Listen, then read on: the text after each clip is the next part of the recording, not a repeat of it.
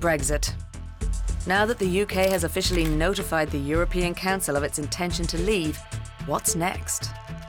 The next steps were agreed by all member states years ago and are set out in Article 50 of the EU Treaty.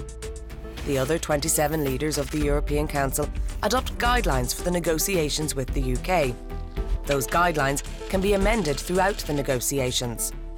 The ministers in the Council of the EU, also meeting in an EU27 format, authorise the opening of negotiations.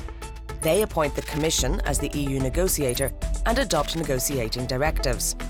On behalf of the EU27, the Commission negotiates with the UK, reporting back to the leaders in the European Council and the ministers in the Council. The European Parliament is closely and regularly informed.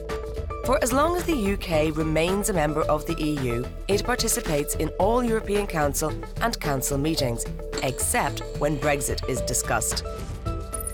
After the end of negotiations, the consent of the European Parliament is required. The deal is then ready to be concluded by the Council. When the agreement enters into force, the UK is no longer an EU member, and the EU treaties cease to apply to it.